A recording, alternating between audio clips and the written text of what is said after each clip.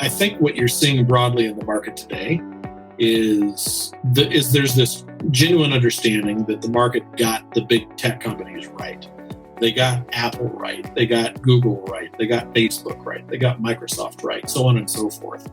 And because you had these businesses that really didn't require a lot of capital that were able to grow, I think there's a belief now that every new business is the next Amazon and can get away with not making a profit or even a accounting adjusted EBITDA profit, and that you can pay any price for those businesses because look at what Google did and what it's done over all the years. Right. And so when I think about and talk about value investing, it's price. And you can go through example after example of a wonderful business, a great price, and where the investor that paid a too high price wound up with no better than a mediocre result. Right. So to me, that's value. Is the price has to matter. And I see in today's world a lot less of an emphasis on price and a lot more of an emphasis on things that can go right instead of measuring what can go wrong.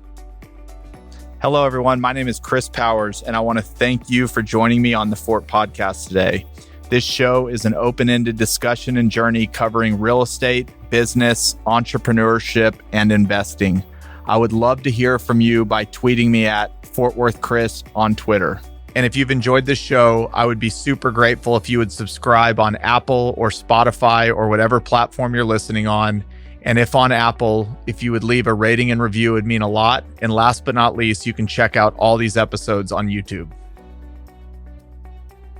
Hey guys, it's Chris. Thank you so much for tuning into The Fort.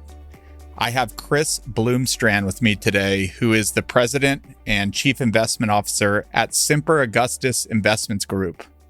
Semper Augustus is a value-driven fundamental investor out of St. Louis, Missouri. Chris and I have become friends over the last couple of months and is one of the smartest people I've ever met. He's an encyclopedia of knowledge. We talk a lot today about Berkshire Hathaway. I really started following Chris when I saw his understanding of Berkshire Hathaway that he's built over the last 20 years. We talk about the title of his 2020 investor letter called The Point of No Return and what he meant by that. We talk about what's keeping his attention today and the ideas he has and what he thinks about the current market and a lot more. So thank you for continuing to join me on this journey, and I hope you enjoyed today's episode. Chris, welcome to the show today. I'm really excited about our conversation and appreciate you carving out some time. Yeah, thanks for having me, Chris. I've been listening to a bunch of your prior recordings, and I think you've got a phenomenal podcast, and it's been great getting to know you here of late. So glad to be here and glad we're doing this. I appreciate it. Well, the feeling's mutual. Can we just get started with a little bit kind of about your background and kind of your career at Semper and what made you start Semper Augustus? Yeah, I guess in college, I started off playing football primarily, really almost exclusively, and trying to mesh academics. And I was going to be a mechanical engineer. A lot of my family were engineers and are engineers. And I really, for whatever reason, kind of found the Wall Street Journal and wasn't loving some of my early accounting classes and things like Diff EQ. Part of that was not going to all of the 8 o'clock in the morning classes, because you're doing the football thing until late. And anyhow, I found my way to the business school and into finance. And the football career ended abruptly. I thought I was going to wind up playing one level up, and it was kind of a shock when injuries kind of took me out. So, really that last year and a half of school, I really bore down on finance and just kind of got the investing bug. I would say at the point where I really shelled out real capital and bought my first stock, I wrote about this 2 or 3 years ago, but essentially not long after having bought my first stock, Nortankers, which was a Norwegian, very large crude carrier company. It was a horrible capital structure, very, very levered. Wound up losing a couple of their ships for a period of time to Saddam's army as it rolled into Kuwait. But it was a self-liquidating company that wound up going bankrupt within half a year of my buying the stock. And I had to make a decision at that point. Do you roll this thing up and call it too hard and the game's rigged against you? Or do you figure out what the hell happened? And so I tried to figure out what the hell happened, and I thought I had done due diligence, but learned quickly that due diligence involves actually reading the financial statements, trying to understand the balance sheet and the cash flow statement, which I had not done. I was leaning on candlestick charting. Bill O'Neill had his CanSlim method, and I was doing that. Kind of doing everything except for fundamental analysis. But as a college kid, that's kind of what you did. And I after the thing blew up, I ordered the financials and kind of fell in love with investing, despite having really lost pretty much all of my money on the first stock purchase. Wound up going to work for a bank trust company for 7 or 8 years. I did a thing in the commercial paper world, kind of between college and that first gig. I won't bore you with the whole story. You could take up the entire pod. Kind of a fun experience, though. I invented a product, but I wound up getting to know a lot of people on Wall Street. But kind of had found the CFA kind of shortly after getting out of school, and really knew that I wanted to manage money, and had a great platform in a large Midwestern bank trust company that gave me a lot of authority at a very young age. I was running a mutual fund within 3 or 4 years. And ultimately, living in St. Louis and Denver with an eye toward getting back to Denver, wound up being introduced to a family, actually the patriarch. His family had founded a brokerage firm back in the 1800s. He came into the business in the mid-1920s, got out of the stock market in the early 1928. The market almost doubled from there, but vindicated when the market fell by 89%, and back into the market he went, buying things like GE for less than the cash in the business. Anyhow, went off to war, came back, got into banking, became vice chairman of one of the other large banks in Missouri. And at this stage of his life, when we were introduced to each other, got to know each other over a period of months, and he said he'd love to have me take over his family's portfolio, but did not want to have it managed at a bank, which at that point he abhorred. So had an opportunity to hang the shingle, which we did in 1998. And, here we are 22, 23 years in, and kind of an interesting, circuitous way to get there. But interesting background. I'm thankful I'm not a mechanical engineer. I love what I do. There's the Warren Buffett song about tiptoeing to work. I've never really felt like I've worked a day in my life. It's just been a blast, and happy to do it. I'm happy to work with the clients that we have and the companies that we own, and meeting guys like you. It's makes getting up every day and going to work a lot of fun. I love it. When you talk about taking on that family's capital, when they asked you to do that, was that a no-brainer yes, or was it something that you had to put thought into? I mean, that's kind of a big ask to get started with. And I'm sure there's a lot of positives that come with that, and maybe some unintended consequences that go that route. Was it an easy yes for you, or was there a thought process you had to go to before saying yes? No, it was a fairly easy yes. It was unknowable. I mean, at this point, the patriarch was into his 90s, did not really have a successor within the family that he wanted to have managing the money. But I didn't have a long-term relationship with them, and you really didn't know how things would go if we did it. But they had a sizable pool of capital, and this gentleman was just a saint. I mean, his experience in investing, buying GE for less than the cash in the business, picking up things like Walmart along the way, later in his life, things like Sun Microsystems. He was a very accomplished investor. In his lifetime, being born in 1903, he'd come into the office every day, and we'd spend, an hour every day, 2 hours, just, me peppering him with questions about his life and his investing past, World War II. For example, he had met at that point every single Fed chairman when the Fed incepted in 1913. But you didn't know. Largely the portfolio was very low basis. GE had something like a 12-cent per share cost basis. He was, by that point, this was 98 when we started, late 98, taking over the family's portfolio and kind of running their family office, and plus a bunch of other clients and family and friends. And handful of others that came with us when we started. But I had an opportunity to take a very appreciated portfolio of a lot of businesses that were really not even earning their cost of capital. If you looked at the accounting objectively, the late 90s were very expensive. The blue chips really peaked in 98, where the tech stocks and the tech bubble really rolled until March of 2000. But, the big Nifty 50 new iterations kind of peaked in mid to late 98. And so I had a chance to sell these chemical companies and the Baby Bells, GE, which was a very large holding. At that point, I was convinced that with the capital within, the capital businesses, the finance businesses within GE, now representing at that point 2/3 of the business, and the Jack Welch mantra of make every quarter and you got to beat every number. There was a lot of aggression in the financials, and the stock was really expensive.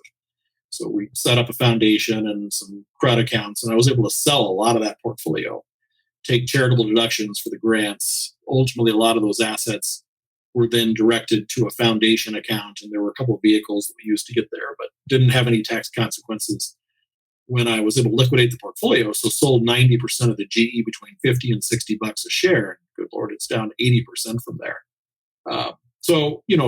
Right out of the gate, Chad Christensen, my business partner, who I'd gone to school with, we'd kind of always thought we'd start a firm together. Chad had gone off and done public accounting. He was down there in Dallas, actually, for his first job with KPMG. His wife, I guess girlfriend, fiance then, was a year behind him in school. She was in Denver, so he went back to Denver and worked for Ernst & Young. But we'd always kind of theorized. We stayed in touch and were very good friends, just with the shared hobby of investing. We kind of always theorized we'd start a firm together. And so when the opportunity presented itself, he leaped at it and I leaped at it. So really didn't bat much more than a couple eyes. But, there was a lot of the unknown going in, but couldn't have been a better time. And, frankly, with the market as expensive as it was, you thought, why in the world would you start a money management firm with the market at an all-time high? Prices make no sense. There's so much froth. Probably a lousy time. But the pivot away from a lot of that blue chip, being able to liquidate with no taxes, by late 99, early 2000, the market was so bifurcated that with all those proceeds and with our capital from other clients, there was a real underbelly that was very inexpensive. A lot of the small and mid caps and even a number of international companies were very, very inexpensive at a time when the S&P was approaching 40 times earnings. The NASDAQ traded over 240 times earnings. The NASDAQ was nearly as big by market cap, and then it was largely just the tech stocks. It didn't have a lot of the prime listings, outside of the big techs that you have a more diversified NASDAQ today. The NASDAQ's market cap almost exceeded, almost past the New York Stock Exchange, yet 85-90% of the profitability of the underlying companies were coming from the New York Stock Exchange firms. And so being able to build a portfolio that was very, very undervalued at the market peak in March of 2000 would not have expected to have made a very healthy return over that next couple of years. But the S&P dropped by 50 and we were up 30+% over the period from 2000 to 2002. So it was a great time to start the firm. And, whatever trepidation or reservations you would have had at the outset soon passed, and, we were rolling, and turned out to be, an opportunity that would have been, a disaster to have passed by. So, knock wood, I'm glad we did it, and it's just been a joy to have done it ever since. I love it.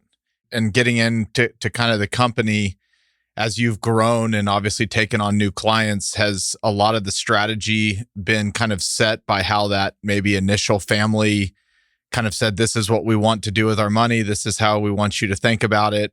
And that kind of helped you set kind of the long-term mindedness and the strategy of the firm. And is that how, if somebody meets you today, are they joining a money manager in you that's thinking like that family did back in 2000?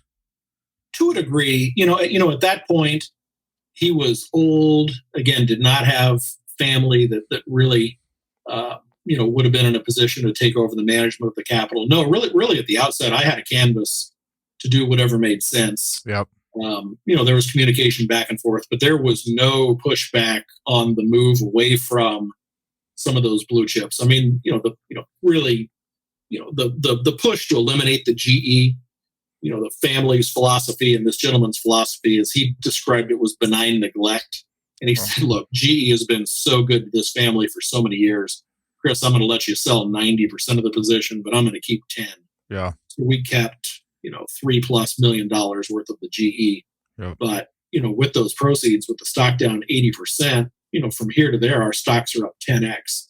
Now, I told Chad when we started the firm, coming out of a bank trust company where I worked with wealthy families, but also worked with quite a few institutions. Our bank managed a lot of the big public pension money in the state of Missouri, and had seen at that point what the consultants of the world had done in terms of, kind of putting everybody into a style box, and you needed to stay inside your small cap value box, or you needed to stay inside your large cap international growth box. We had one big pension account in particular where the bank had managed the entire thing for years. Mercer was the consultant, and they were hammering on you've got to diversify. You can't let one manager, one bank manage all of the stocks and all of the bonds. It was run kind of in the classic 60-40 mix. The trustees of the pension fund were really happy with the long-term results, but you could see it coming. The writing was on the wall. So I told Chad, look, here's all this value today. I had found some Japanese companies. Again, a lot of small mid-cap fire truck manufacturers, little banks and thrifts. Berkshire Hathaway came along and got cut in half after the Gen Re acquisition in 98. So February of 2000, I was buying Berkshire at 43,700 on the A share.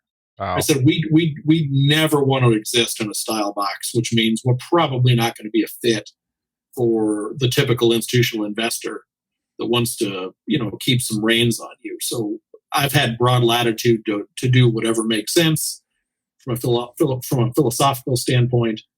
The school of thought coming out of the bank trust environment, the guy I worked for was dyed-in-the-wool value guy. So price to book, price to earnings, price to sales, price to cash flow, dividend yields all made sense. I didn't have an appreciation the same way. I don't think Warren Buffett had the same appreciation early on toward trying to identify really good businesses and being able to pay a higher price. Charlie Munger is credited for prodding and pushing Mr. Buffett along, somewhat of that path.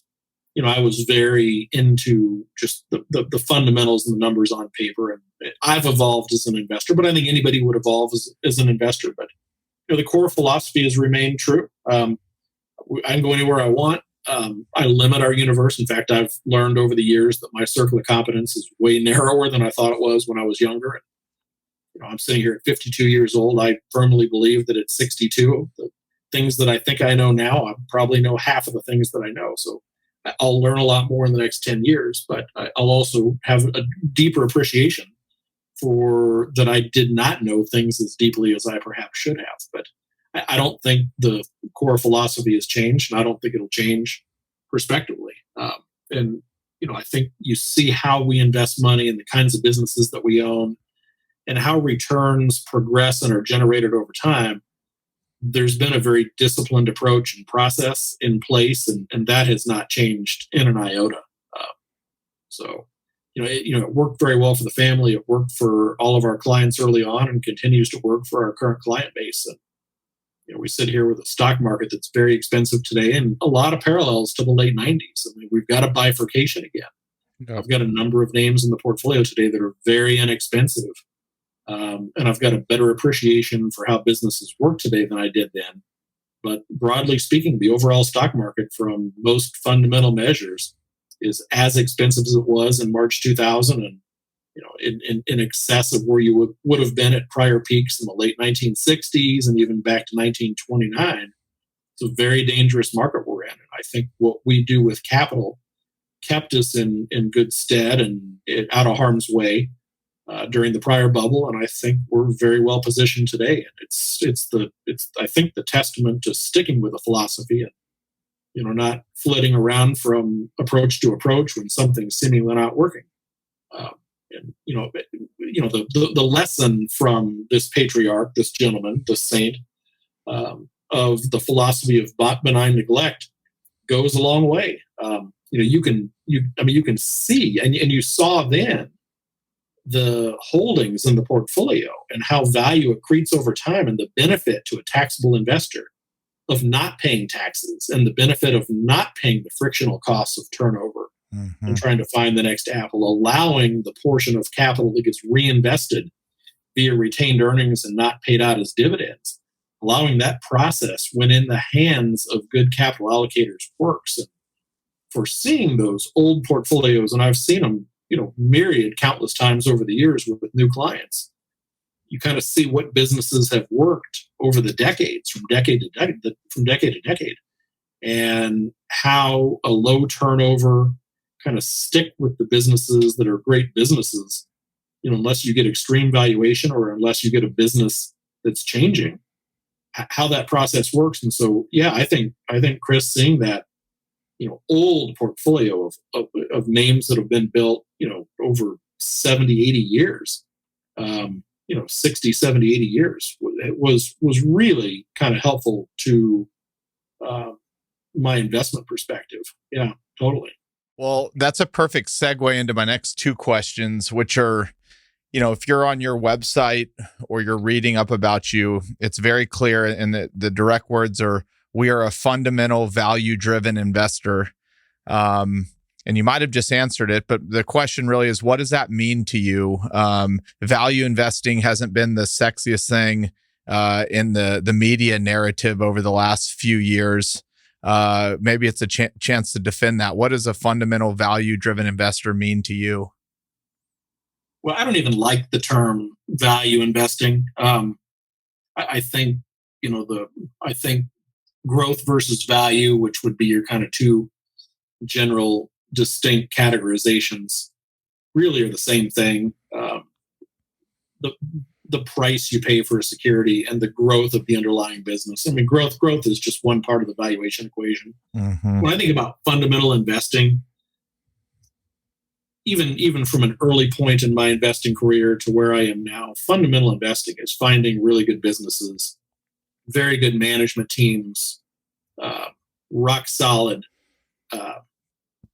capital positions, strong balance sheets.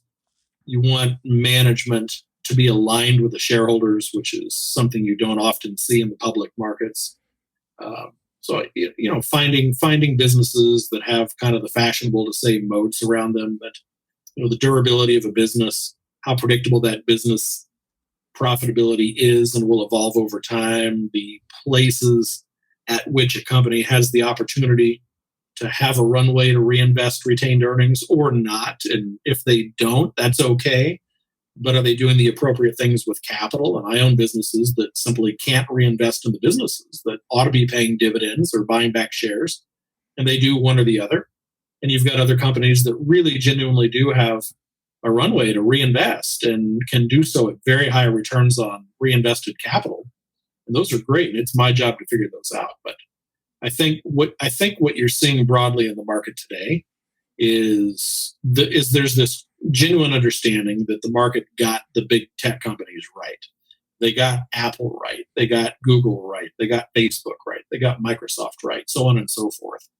And because you had these businesses that really didn't require a lot of capital that were able to grow, I think there's a belief now that every new business is the next Amazon and can get away with not making a profit or even a accounting adjusted EBITDA profit, and that you can pay any price for those businesses because look at what Google did and what it's done over all the years. Right. And so when I think about and talk about value investing, it's price. And you can go through example after example of a wonderful business, a great price, and where the investor that paid a too high price wound up with no better than a mediocre result. Right. So to me, that's value. Is the price has to matter. And I see in today's world a lot less of an emphasis on price and a lot more of an emphasis on things that can go right instead of measuring what can go wrong.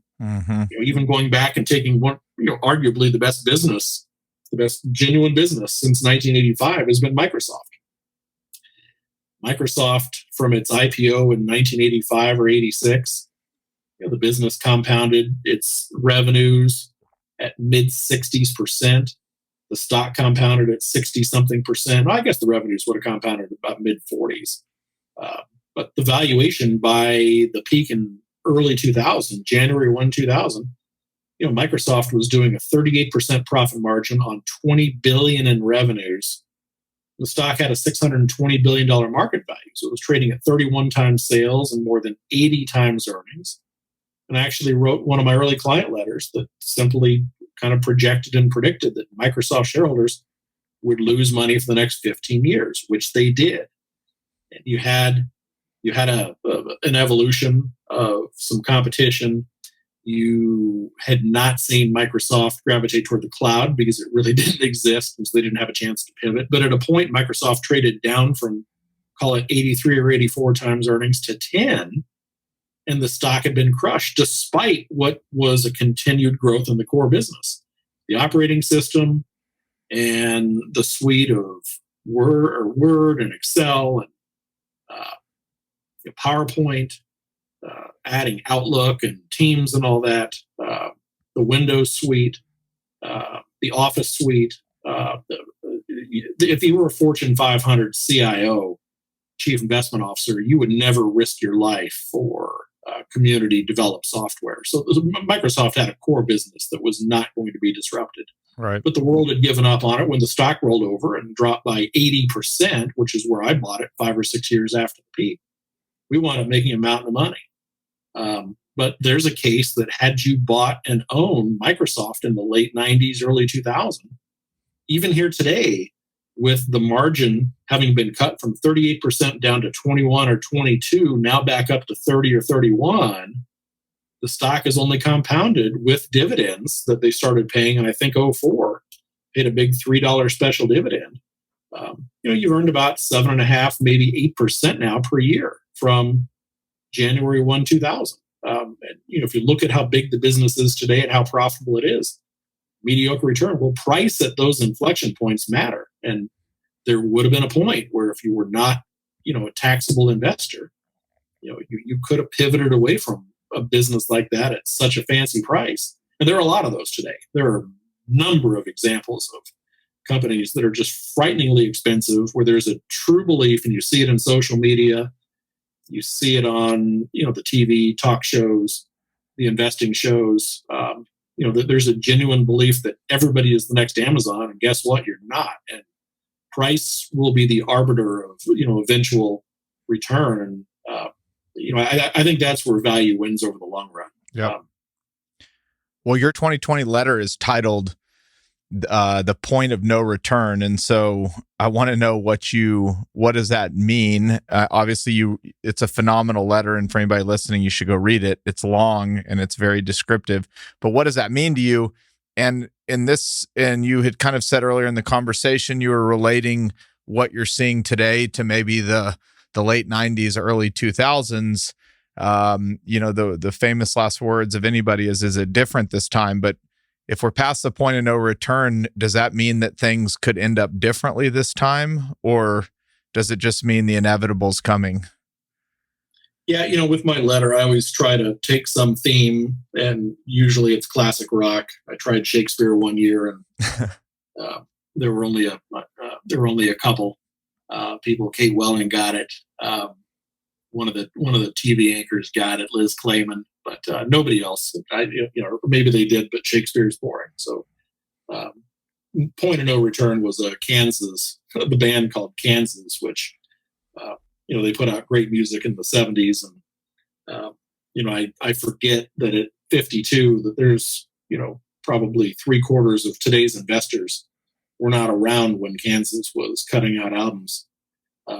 So Point of No Return was a great song. But yeah, the theme of this year's letter really, and I like the way you just phrased it in the question, the parallels to where we were in late 99, early 2000 and today, really the underlying theme of the letter and my concerns today as an investor harbor on the fact that we simply have too much debt. And when economies lever themselves up to the way that we have, when corporations lever themselves up to the way that we have, you have a problem.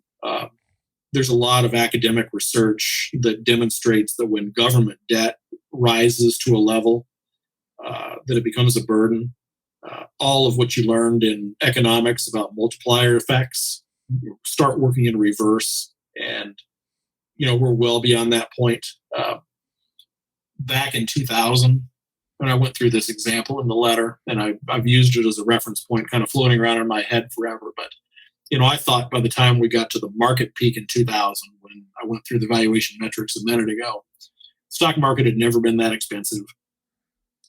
The economy, GDP, which was $10 trillion at that time, let's call it, total credit market debt had risen to an all-time high level, beyond what we had in the late 1920s, beyond where we were in 1942 to 45 when we levered up the government balance sheet to finance the war.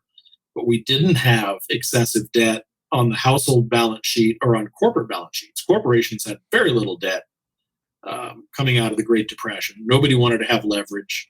Very few companies were making money in the Depression, but they also had net cash. That's where I go back to GE had net cash on the balance sheet. They weren't making any money, which is why you could buy the stock as a genuine net, buy it for less than the cash in the business and get everything else for free.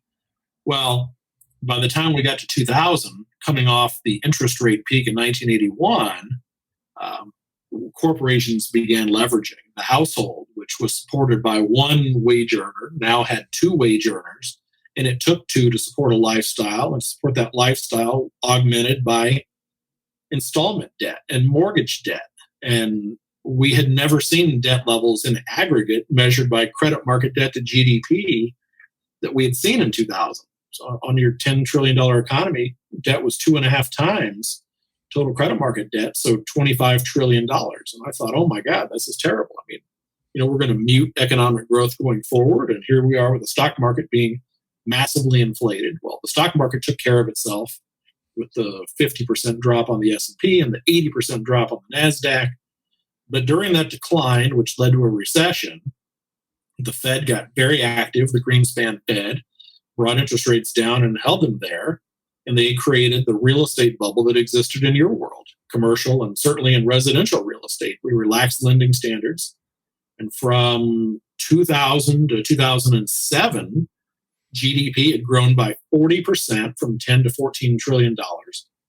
But total credit market debt had doubled from $25 trillion to $50 trillion. It required $25 trillion of new debt across all sectors of debt to grow the economy by 4. And you were at 350% debt to GDP. So when we had the financial crisis, we had really gone kind of past this point of no return. And the fiscal response and the monetary response to the financial crisis was all hands on deck. And you had the first iteration of QE, which I won't go into the details on, but we had some successive iterations of QE that ran for the next 6 or 7 years. And we just ballooned the Fed's balance sheet from, call it $850 billion before the financial crisis up to about $4.5 trillion by 2019. And so we were just so far gone that going into the pandemic, debt levels were at a level that required very low interest rates. The Fed had started to try to taper the balance sheet. They had run off the holdings of treasuries and mortgages through maturity, not through outright sale, but simply through maturity. We're shrinking the holdings of securities on the left side of the balance sheet. Well, that created an enormous vacuum for liquidity in the system. The Treasury, the federal government, was still running budget deficits. They were projected to run a budget deficit in 2000 of $1 trillion. And so the Fed realized, good Lord, we are really kind of one-sided limited in policy. We can surely tighten, and we can slow the economy down, and we can walk asset prices down, and we can walk stock prices down. But we probably don't have a transmission mechanism to go the other way. And so, shortly after you had the repo kind of mini crisis in late fall, call it, of 2019. Then we get into the pandemic and had a repeat of monetary and fiscal intervention. They wheeled out all of the programs and then some, and some would argue that, even exceeded the Fed's authority to run some of the programs that they had. But we brought QE back in a massive way. Instead of running a $1 trillion deficit in 2020, fiscal 20, that's September 20 to September 20, they ran a $3.1 trillion deficit. And we're at the point now where you've got a balance sheet of $8.2 trillion. So, they've essentially doubled the balance sheet, having tried to run it off in 2019.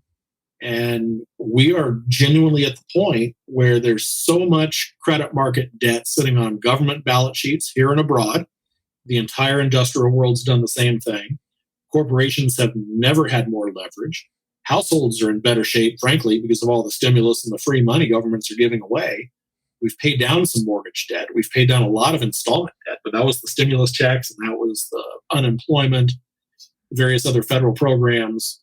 So, even with a lot of people out of work, there's still a lot of flow supporting the household. But government debt is now, just simply on balance sheet, U.S. government debt is pushing 140% of GDP. So we're at the point where the next dollar spent is deleterious to output. And if you go back to when we were at 250% debt to GDP in 2000, the growth rate of the economy slowed.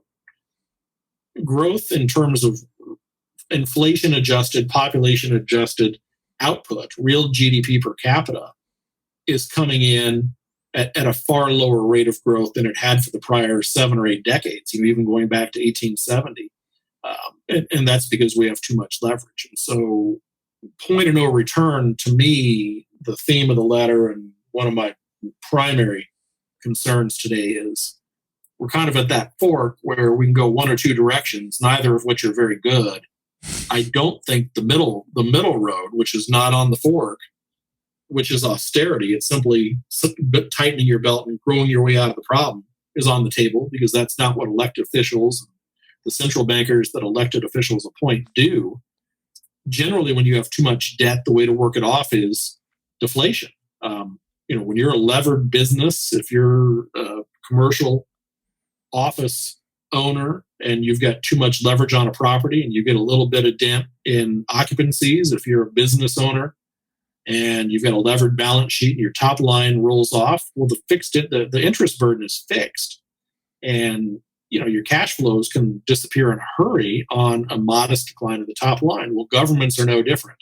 And we're at that point now with total credit market debt, which since 2007 has risen from $50 trillion to on the order of $85 trillion. So we've added another $35 trillion, and GDP is going to have grown from 14 trillion to 22 and change this year. So, we're 400+% total credit market debt to GDP. Europe is in just as bad a shape with worse demographics. Japan has led the bus on all of this QE and negative interest rates and monetary intervention, trying to grow the way out of the bubble they created up to the 1989 peak, which they've been unsuccessful in doing, unsuccessful in creating inflation. And so the Japanese economy is no bigger today in nominal terms than it was in 1989, which is astonishing. The rest of the world is following suit. So I'm very concerned that other fork, that other skinny tail of the distribution with deflation on one side is hyperinflation on the other side, not the inflation that we're seeing today as the result of being on the backside of a V recovery, being on, massive tightness in distribution. The ports are having problems. We're understaffed in a lot of industries. I think a lot of what the Fed and these central bankers are calling transitory is transitory, but there are places where you've genuinely got inflation and where some of the price increases that you're seeing are sticking. But hyperinflation is a different animal, and we can talk about it, now, later, not at all. But the point at which the citizenry does not want to own the currency lends to the ability of a government to effectively print so much money that you devalue the value of the currency. And maybe this is why we have Bitcoin and some of these alternatives today. But there's no way to deal with an over-levered government and corporate sector other than to take one of those two forks. And so we are now, I think, past that point of no return, which I tried to spend 20 or 30 pages on in this year's letter. And it's not a very morose. It's a very morose topic, and it's not something I ever thought I was going to have to deal with in my professional investing lifetime. Ideally, it would be a problem for my kids, and even more ideally for my grandkids or great grandkids. But I would never have envisioned that we'd be sitting here at 400% credit market debt, where I thought we were way ahead of ourselves 21, 22 years ago when we were at 250% in 2000. It's very much changed the dynamic, and it's very much changed the ability of the economy to grow. And our public companies are a large component of GDP, and in aggregate, you're just not going to have as much growth as you had in those decades leading up to 2000. So, kind of hence the topic for this year's letter. Well, if I know this is kind of a big question, but if you were elected to be the Fed chairman and you had no political motivations, and they said, look, you have X amount of years and everything that you want to get done will get done, what would you do? And then maybe answer it, maybe looping in some hyperinflation narrative in there, but then also kind of the discussion. And again, this is coming from like a very big novice that is not as up to speed on this as you are. This idea that, well, America prints their own money. They're the currency of the world. All this debt is actually meaningless because we can just keep printing our way out of it. Is there a solution, and how would you solve it? Or is it just kind of like, we're just going to see how this story ends and it just is all headed in one direction? Well, on the question of being elected or appointed the head of the Fed, I've been a fan of Jim Grant's for years, and for years went to both his spring and his fall conferences. Love his newsletter. He's a great writer. And he's famous for having been asked that question and saying he would immediately resign, which there's no better answer. I would immediately resign. But, if it was a lifetime appointment and I could not resign, I don't think I would get myself reappointed, because I would have preferred to have taken an Austrian tack in 1987, for example, when we had a 40% decline in the stock market in a 2-year period of time. The Dow dropped 504 points. I think it was, maybe it was 508 in a single day. But you didn't have a recession as a byproduct of that. It was kind of a technical decline. A whole bunch of institutions have been caught up in hedging their portfolios and portfolio insurance. They had kind of forced sales that would take place if various triggers were hit on the downside. But the Greenspan Fed was very interventionist on that decline and in subsequent recessions. So 90, 91, when I was coming out of school, we had a savings and loan crisis. The Fed was very involved in lowering interest rates and using various of the arrows in their quiver. And what's really happened, Chris, is over a 35, let's say, year period of time, 30-year period of time, we being the central bankers of the globe, have not let a garden variety recession run its course. The Austrians would have you believe, and I'm an ardent believer in this school, that when you overbuild any factor of production, capital, labor, what have you, when you use too much debt as a factor of production, you have to let the economic cycle run its course. And if you've got an over-levered economy, if you've got over-leveraged sectors within an industry, the best course of action is to restructure. And, the creditors become the equity owners. And it's unfortunate for the equity owners, but, you were dancing on the head of a pin, playing a game of musical chairs. Well, we've never turned the music off to where anybody had to find a seat. And so, here we are, recession, QE on. And we are at that point of no return. I don't know what these guys do. I mean, I think they're doing what they think they should be doing. I don't think anybody would find fault with the interjection in the economy and the programs they wheeled out and the doubling of the size of the balance sheet and the government running a $3 trillion deficit. But we're far removed, I think, from the economic downturn. In a lot of sectors in your world, things are booming. I mean, it's, you'd have to look really far to find an industry that's not humming. Profitability is finally back to levels last seen at the end of 2019. I mean, I was carrying earnings for the broad market and even for a lot of the companies that I own at 2019 levels, saying you have to look past this abrupt halting of the economy and look at what the world's going to look like from 2019 to 2021 and then 2022. So I would never have encouraged the QE to run as long as it did under Bernanke and under Yellen. The balance sheet has room to grow if you compare ours to the Japanese. But to your point about MMT, you effectively already doing it. But I think what you've not done is created the mechanism whereby the central bank is directly paying the bills of the government. We're all seemingly on board, both sides of the political aisle, on infrastructure spending, very little of which will really be infrastructure. But we're going to run another $3 trillion deficit this year.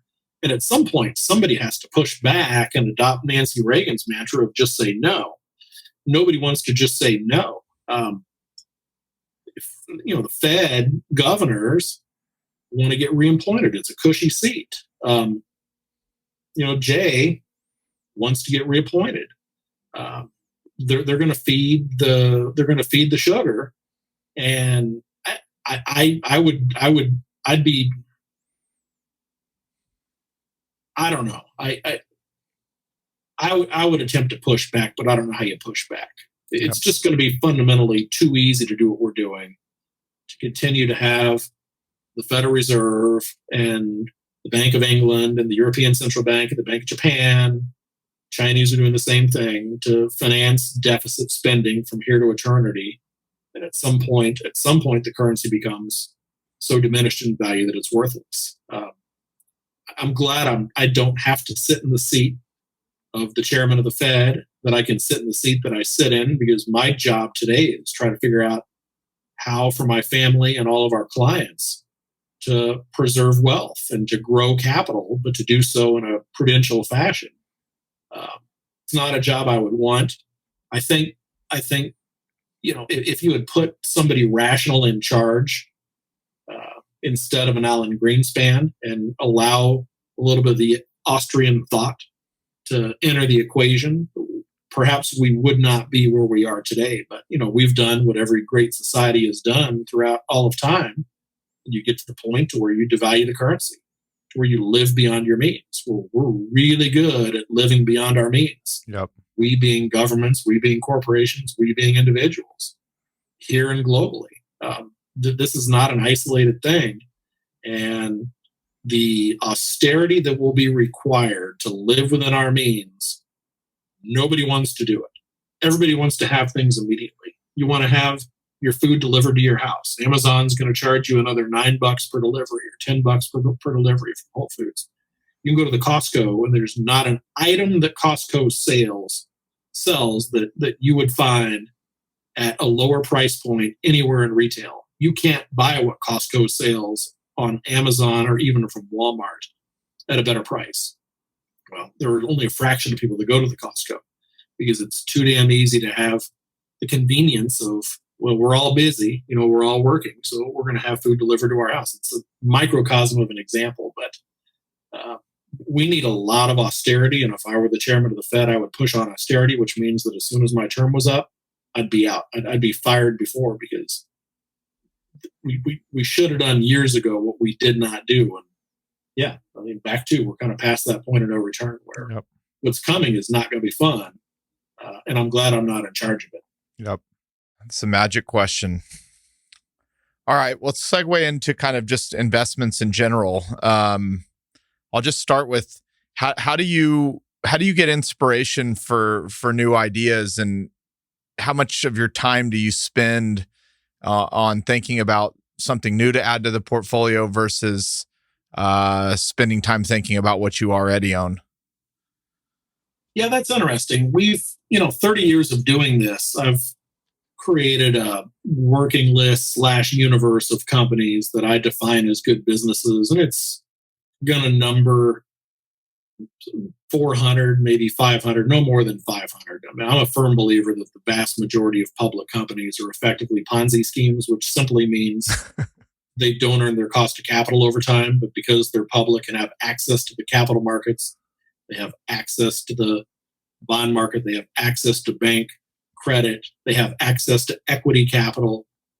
You can have a business that genuinely is not profitable persist for a long time. You can put a bad business together with a good business, create a larger business through mergers and acquisitions. But I think if you measure business quality as profitable return relative to cost of capital, and to be able to do so durably, most companies don't do that. So we look at anything that comes that's new.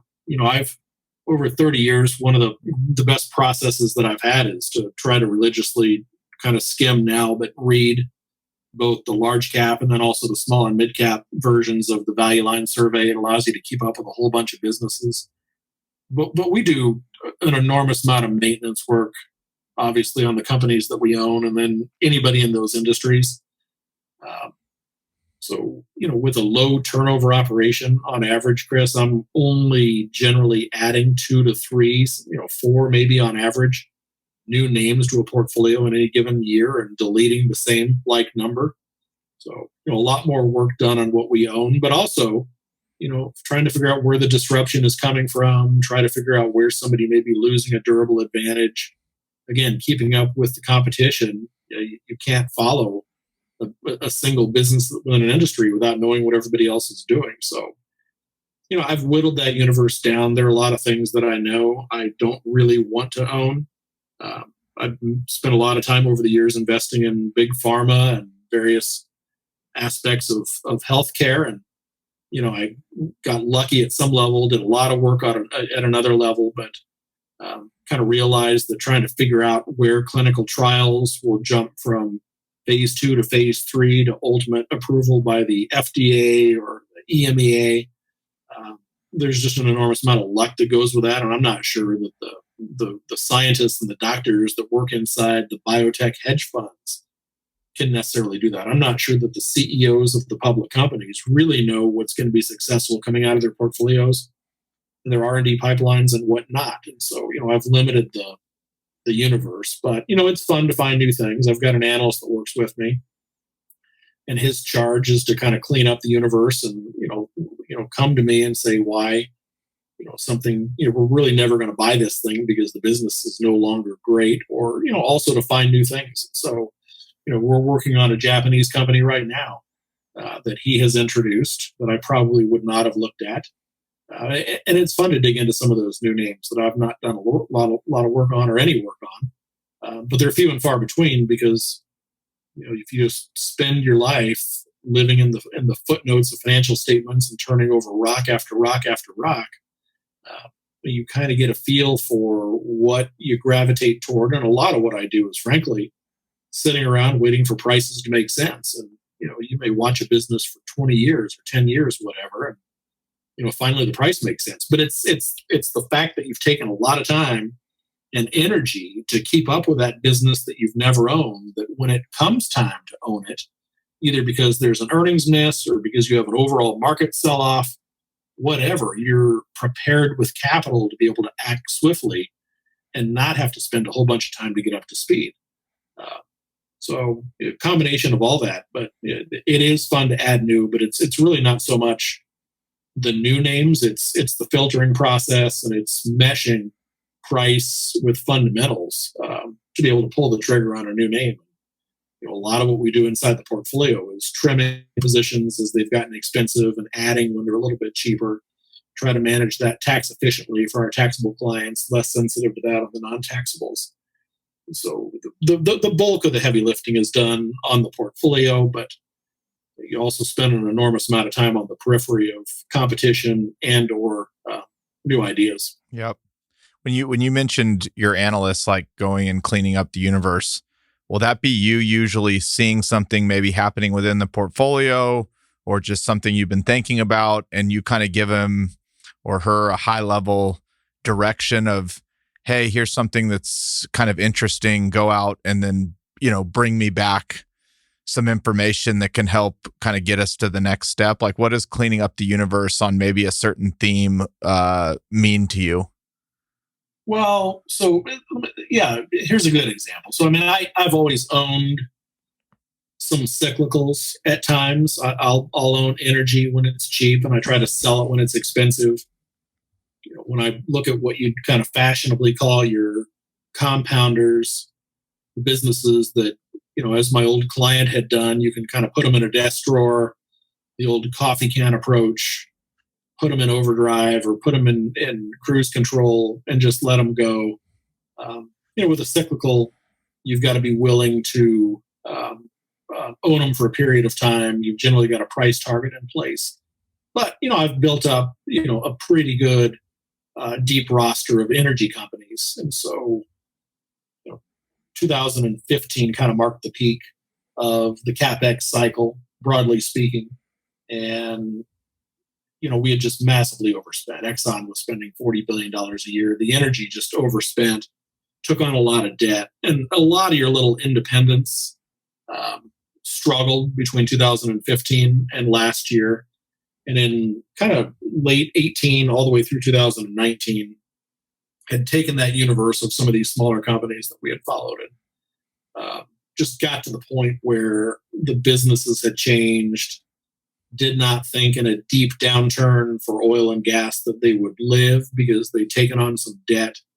And so, a company that might have been interesting with a pristine balance sheet a decade ago would be less so. So, cleaning up for those kinds of things, even in the portfolio. I mean, we're huge fans of Starbucks, for example, and we own it, and I own a lot of it. I've trimmed a little bit for price in the last 6 months or so because the stock's way ahead of itself. But here's a company that has wonderful unit economics. They've got a very long ramp to grow in China. But you bring in Kevin Johnson as the new CEO in the last few years, and he came with a tech background.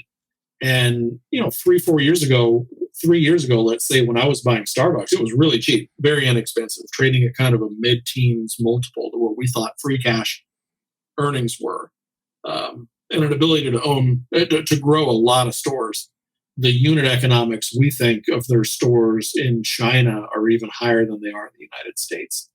So when the stock was cheap, they bought back a lot of shares in earnest, really meaningful share repurchases. Well, those share repurchases persisted throughout all of 2019 and even into 20, and you got to the point where they had taken on a lot of debt to buy back shares. And so, here in the last 6 months, when the stock has gotten expensive, you begin to question the utility of the share repurchases with the stock pretty seemingly fully valued. So, right.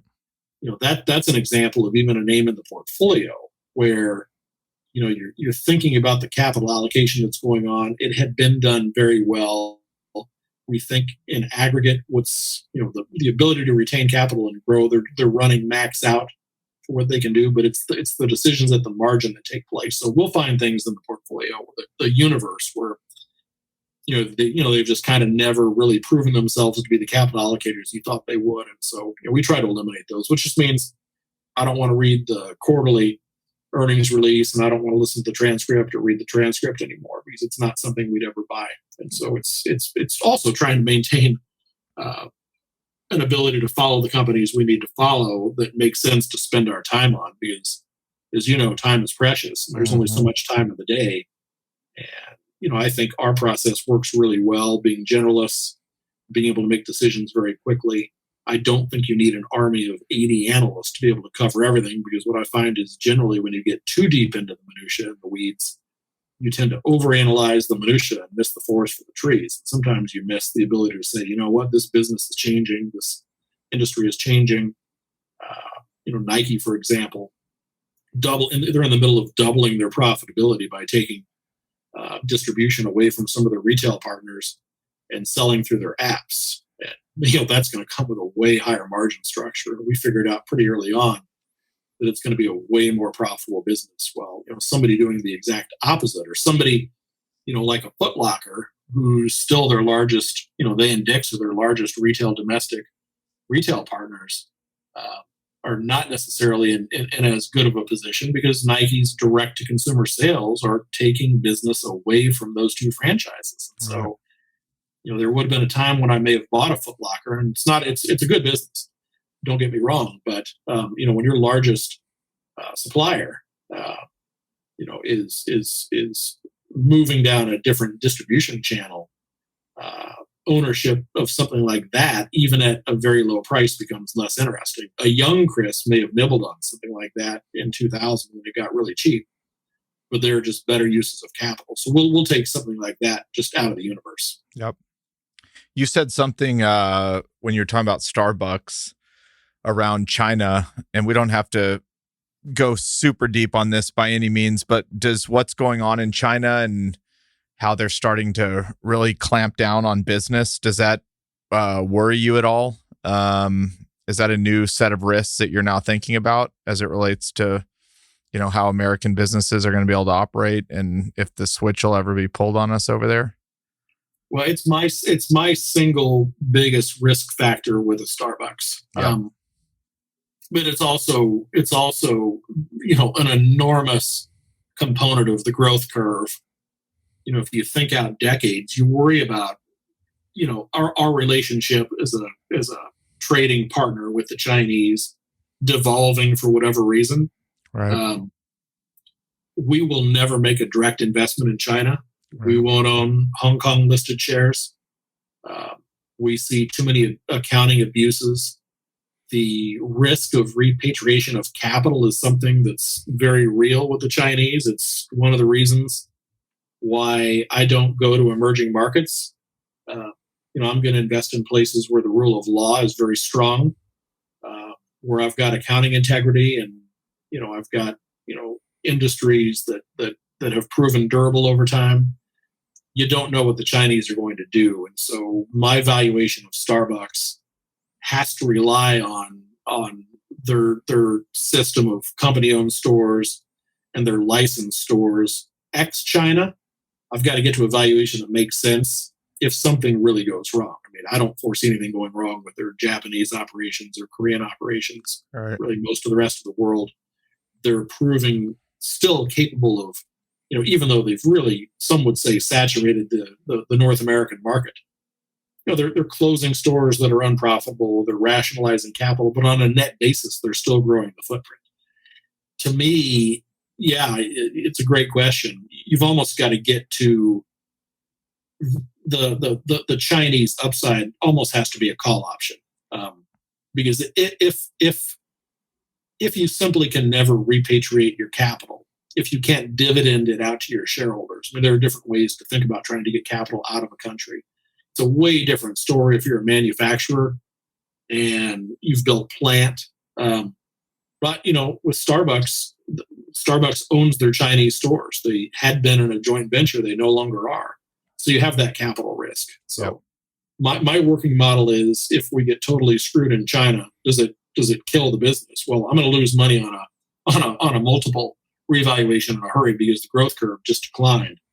But at its core, you still have a very, very profitable core of high unit economic stores that on a standalone basis, ex-China, you wouldn't have an issue. And right now, the Chinese component of the system is still fairly small, but it's also by far the fastest growing component. And so, it's I spend more time thinking about what can go wrong versus what can go right.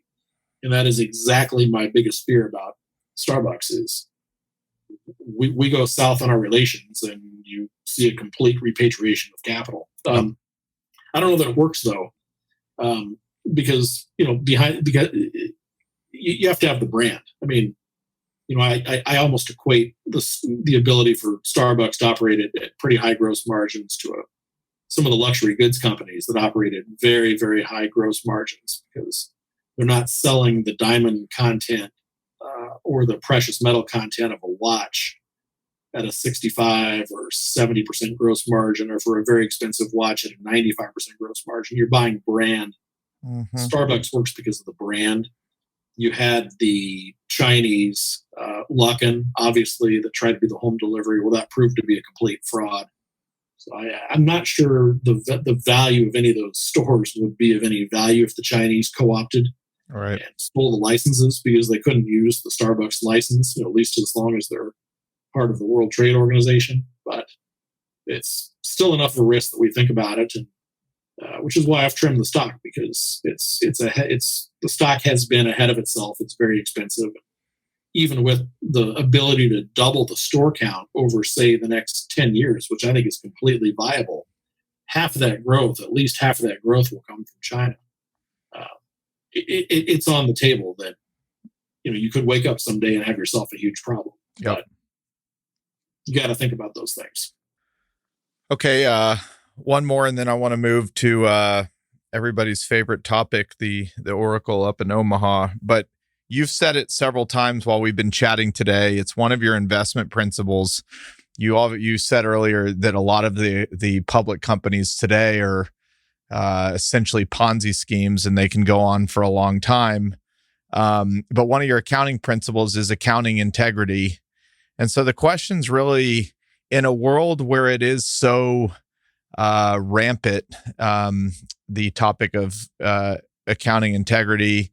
Now we're in a world with SPACs, and it just seems like everything that's coming out these days is a lot more fluff than what's really there. How do you get to an answer of whether somebody's accounting correctly or not? Is that trust in the people that are behind it? Is that your own calculations? Like, how do you get to that answer to go, yeah, they're doing the right accounting? It's like the definition of pornography. You know when you see it.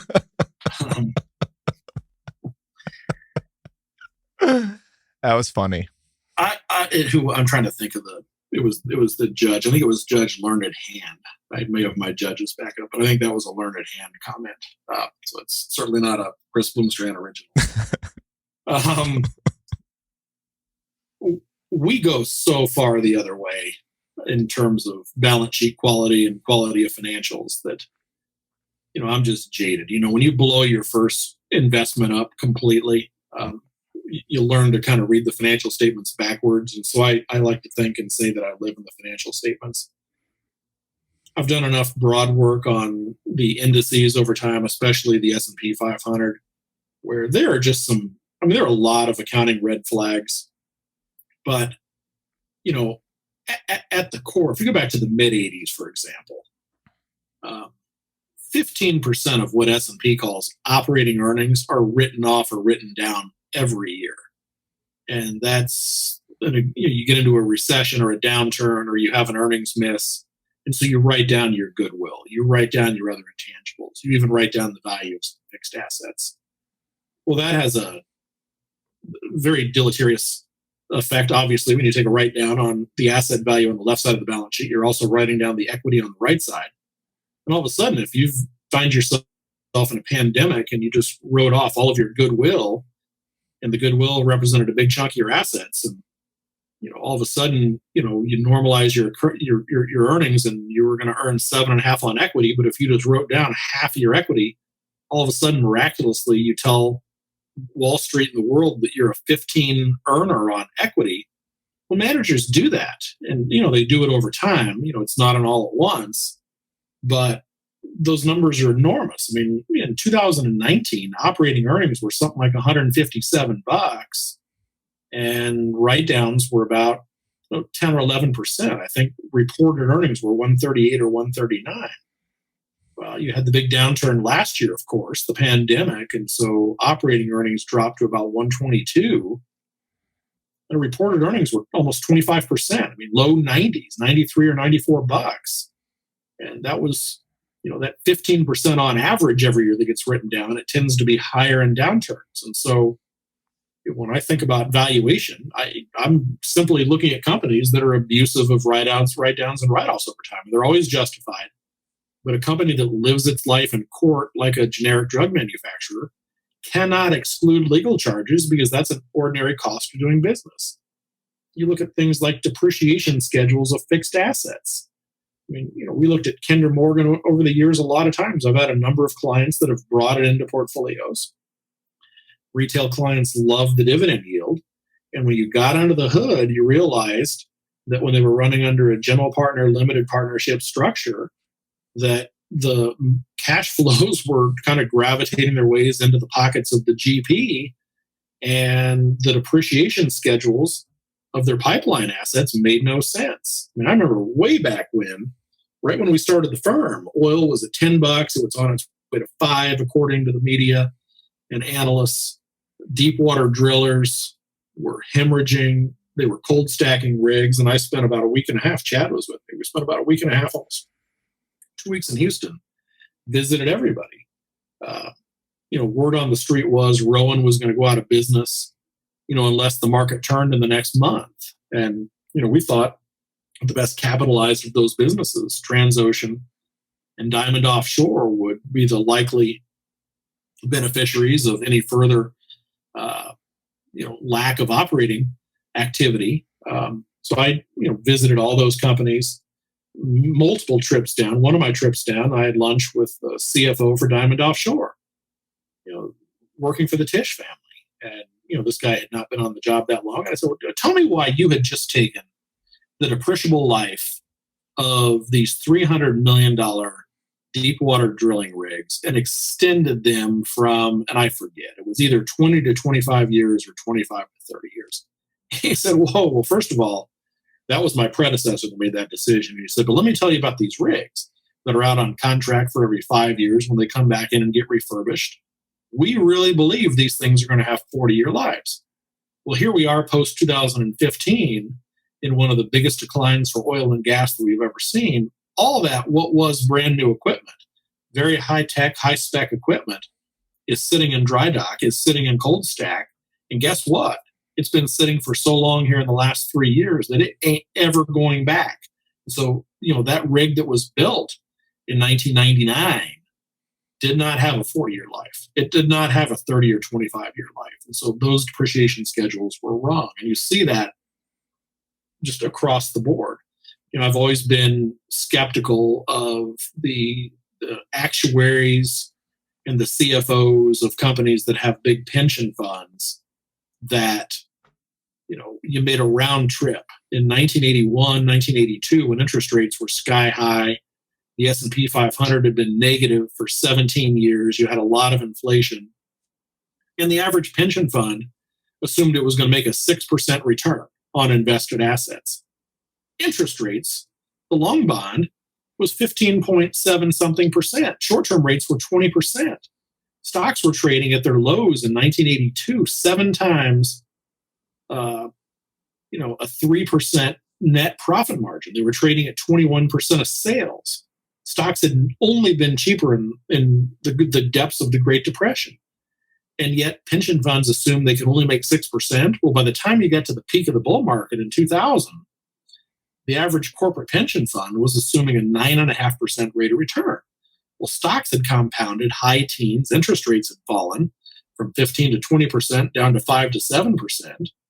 And there was no way were you going to get a 9.5% return. So, I'd make an actuarial charge, a charge on the income statement against earnings and normalize what I think a realistic rate of return on invested capital is in terms of the investment portfolios of those pensions. So I make a series of adjustments, but really at the end of the day, it's your point about SPACs. It's your point about the abuses that are taking place of retail investors.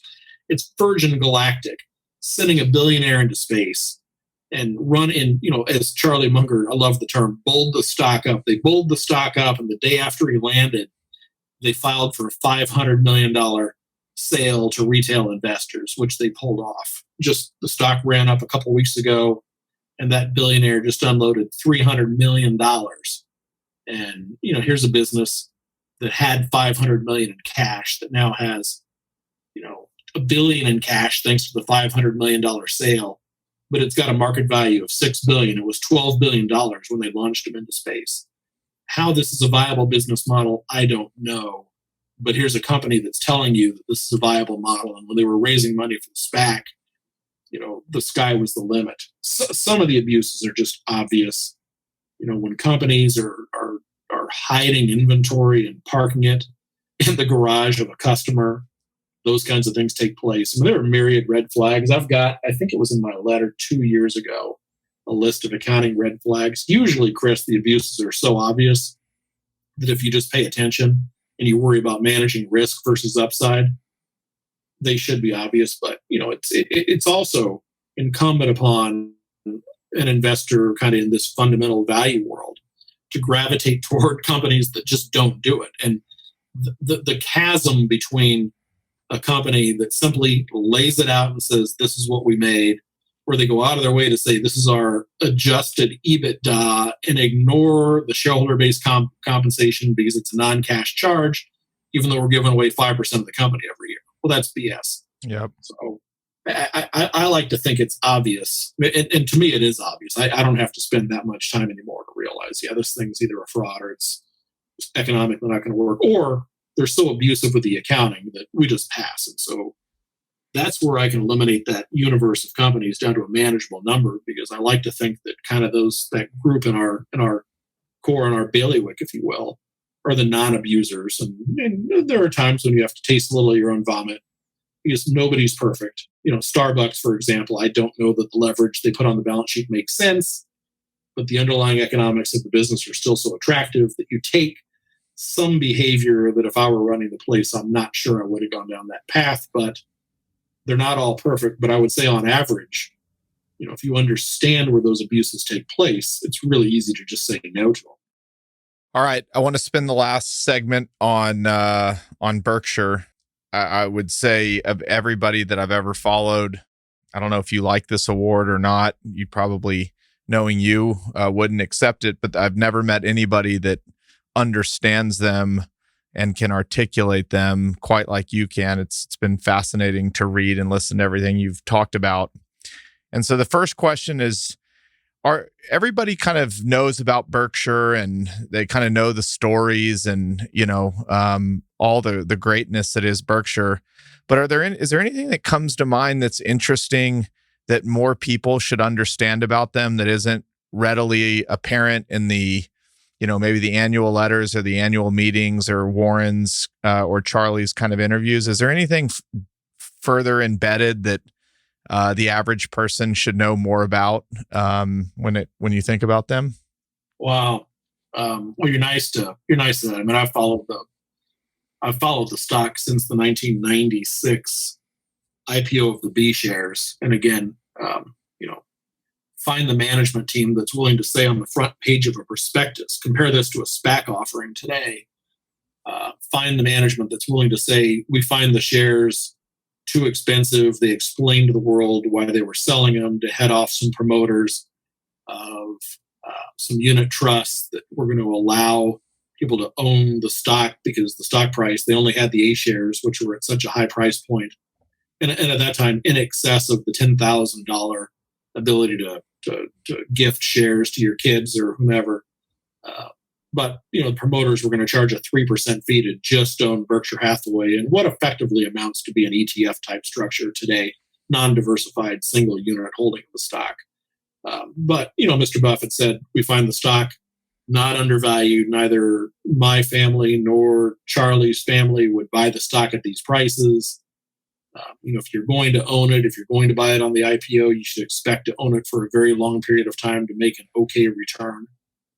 Well, who does that? I think they get a lot of they take a lot of flack on a lot of fronts, but I'm yet, Chris, to find the management team of a public company that goes out of their way more than they do to align the shareholders' interest with their interest.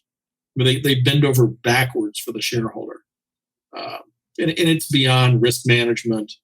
It's beyond saying no to almost every investment that you look at. It's they almost stick it in your face with the payment of an annual salary of $100,000 to the top two guys. I mean, it's you've had that diversified portfolio structure, and you've basically gotten it for free management. But it's not just that. They've never given away a share of stock options. So when you're buying back the shares, they're only buying them back when they're genuinely undervalued by a wide margin to what they consider the intrinsic value of the company will be. Other public companies are, the average company is giving away 2% of its shares every year in the form of incentive or non-qualified stock options or RSUs or performance RSUs. And because the consultancy mandate is returning capital to shareholders through dividends and share repurchases, they're offsetting the 2% dilution by buying back 3% of their shares. And so for the last 15 years, you've seen a net 1% reduction in the share count. Well, that's great, except for when you're overpaying for the shares, you're paying 25 times earnings, which gets you a 4% earnings yield. You don't have a place to invest it anywhere near your return on equity capital. And if you were buying at those prices, no, you sure don't. So there's just, you don't have the abuses. I mean, outside of the write-down, the $10 billion write-down of Precision Castparts, you won't find a history of write-offs and write-downs. I mean, the book value is simply the progression of profit as retained capital. And so it's as crystal clean as can be. I think they get poo-pooed for being simple, but simple is what you want. I mean, I read on a week ago Saturday, first thing, the minute it hits the wire, I'm on Berkshire's website and read the Q and nearly fell asleep 4 or 5 times. I mean, there was nothing that was unexpected. And that's what you want. You don't want sexy and exciting. You want boring progression of compounded value. That's what you get. But when they do deals, if you look at the history of Berkshire's deals, there's always an advantage. I mean, these guys are old, but they're very, very good. And when they do something, they know it really well. When owning USG, before USG went through its restructuring to try to shed its asbestos liabilities, they rolled up their sleeves and deeply understood how the asbestos trusts were going to work with the claimants being paid. They had when they bought Johns Manville, same thing. Johns Manville had shed its asbestos liabilities, and so there were some very hidden tax advantages on top of the simple shedding of those liabilities. So there's just a lot of knowledge and wisdom that's been accumulated by the best capital allocator that's ever walked the face of the globe. But it's the simple conservatism, the ability to say no to almost everything and only put capital at risk when Berkshire has an advantage that I think is lost on too many new investors. It's too easy to read some of the media publications that say, well, Berkshire's trailing for the last 3 years and last 10 years or whatever, and suggest that the guy's lost his touch. And if you objectively measure what Berkshire should be doing with capital and how much it can realistically earn on an annual basis, they have done everything they could have and should have done over the last 1, 3, 5, 7, 10, 20 years. Going back to the Gen Re deal, Berkshire stock was so expensive and they used it as capital in the currency for the acquisition. Berkshire stock portfolio was expensive. You would have expected, underperformance from what was a very overvalued stock portfolio. And the stock portfolio itself has outperformed the market from that point. They're just good, conservative, and if you're looking for a steward of capital, as I go up and down the roster of the companies that we own, and most of the management teams that I own are very, very good. They do align with shareholders. Nobody's better. Doesn't mean I'm not going to have better performing stocks in my portfolio, but if you want a model and a template for who runs it right, I'm not sure they get the respect that they should. And they say, well, this thing was a creature of benefiting from buying a bunch of undervalued stocks on a levered basis because of the float in the 1970s. And if you kind of tease out what they really did and decision-making that progressed on top of itself, that wasn't it. It was the alignment with the shareholders, the limited overhead, the lack of abuse, and the integrity with which the joint has been run for a long time. And I think I get that, but I think students of Berkshire get that have followed it for a long time. But kind of this new crowd of investor that's a little more infatuated with SaaS software companies and everything that can go right. They kind of poo-poo what Mr. Buffett is, where they ought to be doing everything you can as a young investor to figure out what they've done over the years and why it worked. Emulate. Yep. Saying it's not a place that gets emulated or copied very often, but it should. With all the cash that Warren has on the balance sheet, I don't know the exact amount. It's like 130 or 150 billion or maybe more. Is there something he should be doing with it, in your opinion, or is it let it keep accumulating? There will come a day when that cash will be good to put to work. I've been saying and writing for the last handful of years, as the cash position has seemingly grown to be such a burden, that everybody's got an opinion on what they ought to be doing with it, and the limitation over the lack of ability to spend it. If you take the cash, and I put this in my letter every year, as a percentage of, and I run it against total firm assets, I run the cash as a percentage of the stock portfolio, which largely exists inside of the insurance operation. I look at cash as a percentage of Berkshire's, simple book value. It's not really out of line with where it's been since 1997. $140 billion, I think, was the cash number at quarter end. They have over $900 billion in total assets. It's the largest company in the world by net tangible assets. At 16, I think, or 16 or so percent, that cash number to total assets has averaged about 12. So you're 3 or 4 points higher than you've been. But it's just not that much. Back to 2011, I think it was, when the Berkshire rolled out what was going to be their authorized share repurchase program. And they originally set, if you remember, kind of a stated threshold above which they would not buy back shares at 110% a book, which they later revised to 120% a book. But when they set it at 110 and even changed it to 120, they wrote in every Q, they would always keep at least $10 billion cash on hand as kind of a disaster reserve fund. Well, they just bumped that number up to $20 billion in the latest Q at the annual meeting. So I have long said that, to me, if I was setting kind of a permanent cash number, when you think about how the insurance operations work and how property casualty insurance and reinsurance requires capital, well, Berkshire has more capital than anybody in the game by far. And they've got a very, very infinitesimal bond portfolio of about $20 billion, almost all of which is in the insurance operation. The stock portfolio, over $300 billion today. Geico in auto can write $3 of premium for every dollar of capital, for every dollar of statutory capital.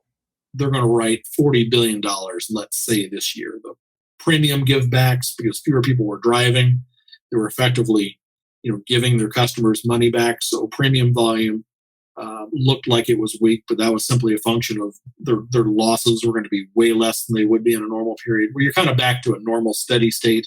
Those rebates have run their course.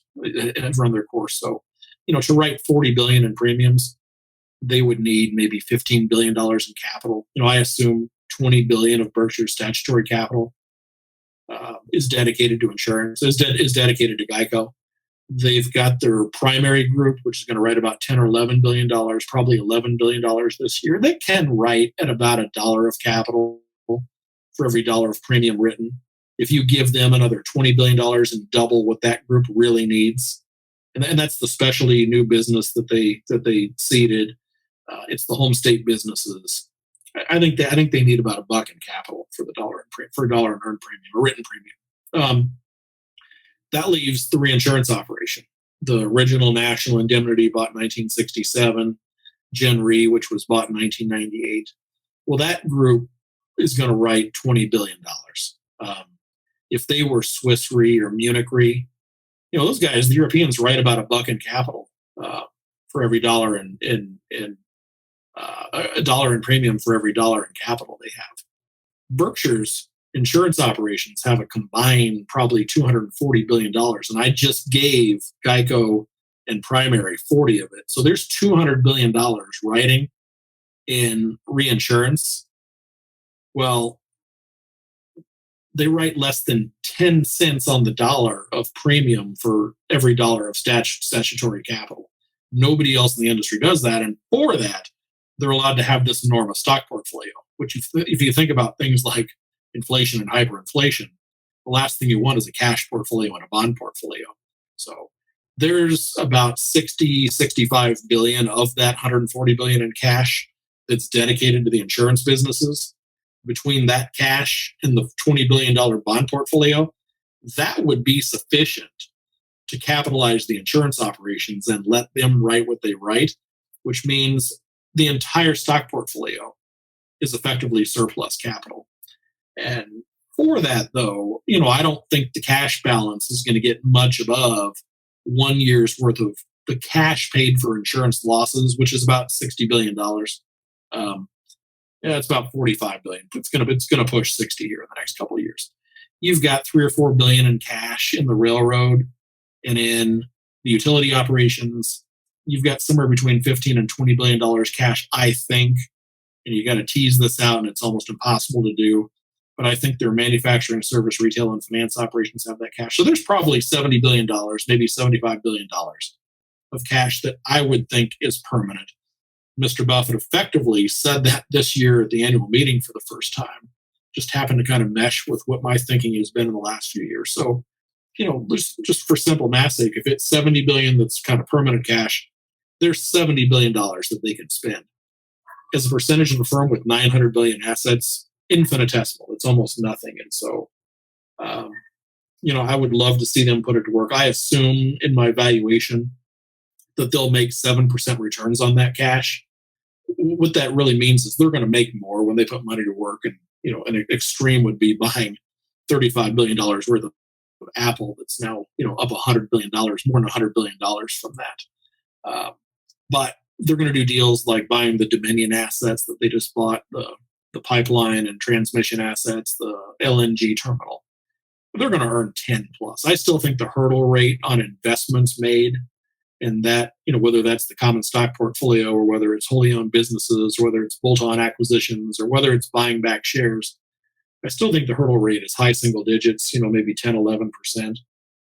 But the cash will sit there for a period of time. And so I introduce a time value of money and say they're going to make 7 minus whatever the T-bill rate is. So a couple of years ago when T-bills were 2%, I would assume 7% return on that portion of invested cash minus what they were earning in 2% on the cash. So to me, there's some optionality to the cash, but in the grand scheme of things, it's not a big number. And so I have no problem with Berkshire and their $900 billion in assets, 900 plus and 450 billion in equity, having some dry powder on hand, for elephants or deals or a recession or a downturn, or the opportunistic one-off purchase of common stock to come along. So I'm in the minority camp that actually likes having the cash available when needed, and I have no sense of urgency because these guys, kind of back to my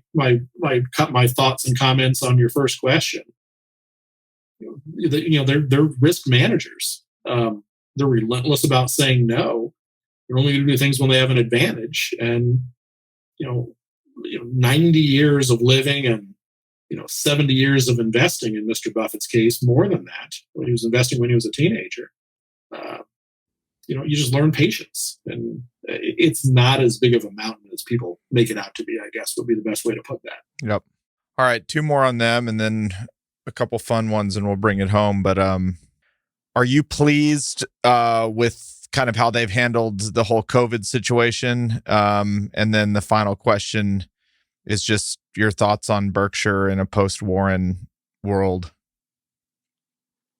They took flack. They take a lot of flack for not having done much of anything during March of 2020. Mm-hmm.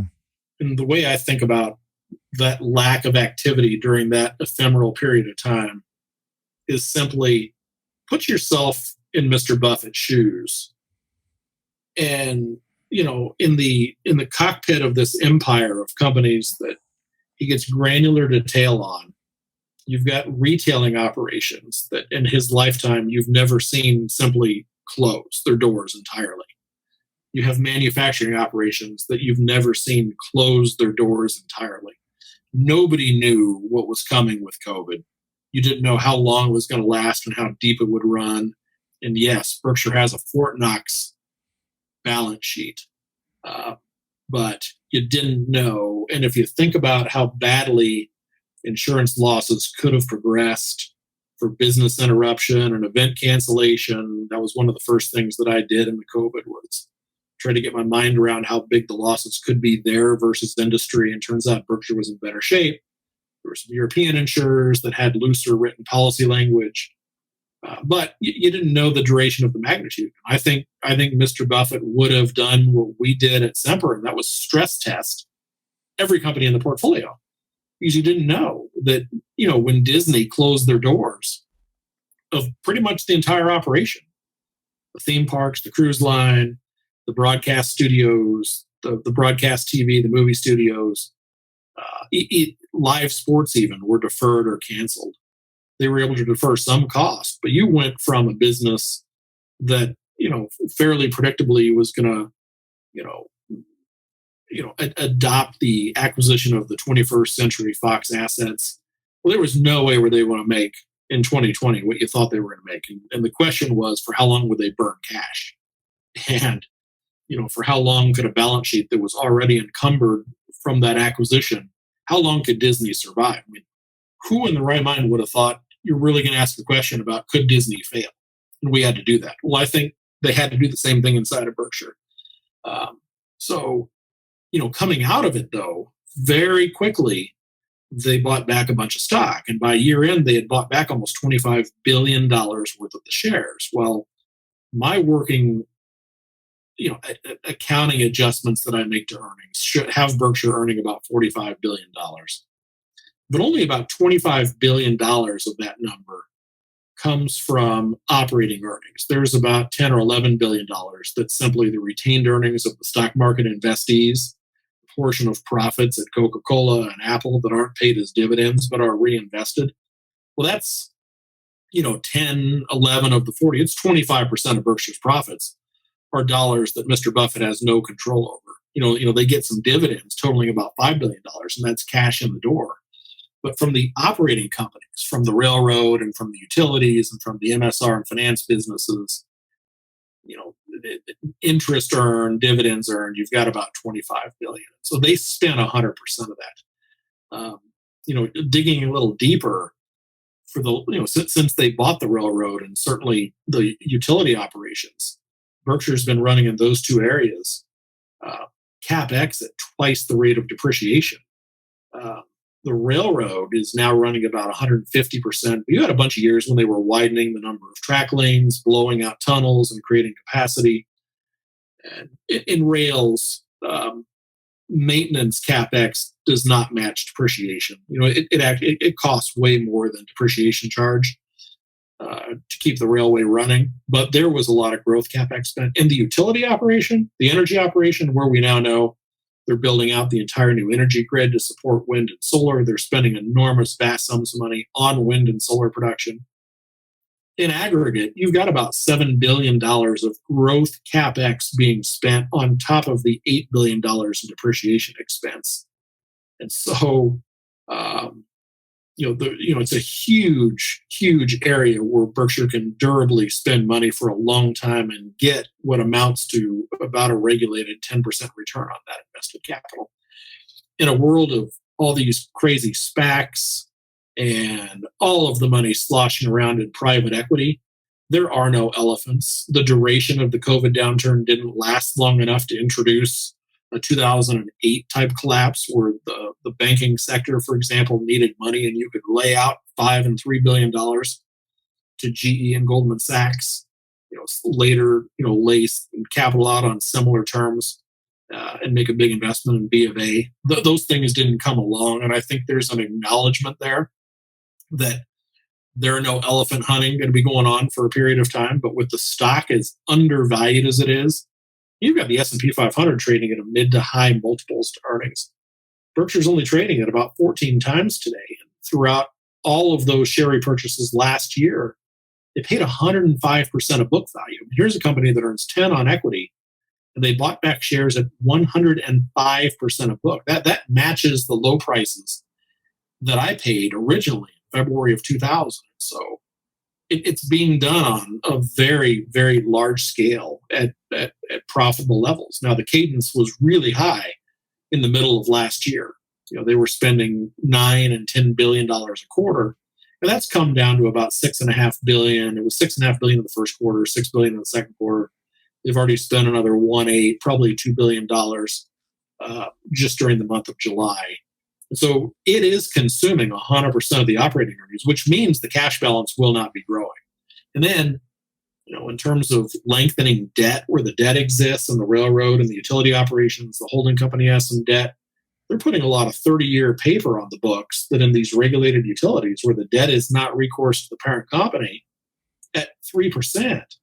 The holding company is borrowing at less than 1%. Very, very judicious, very intelligent use of capital. But, to the observer and the journalist that has to write sexy newspaper stories, there's very little going on. But that's what you want. You want capital allocation being done the way it's being done, which is boring as hell. Journalists want to write about big deals. They want to write about elephants and the transaction.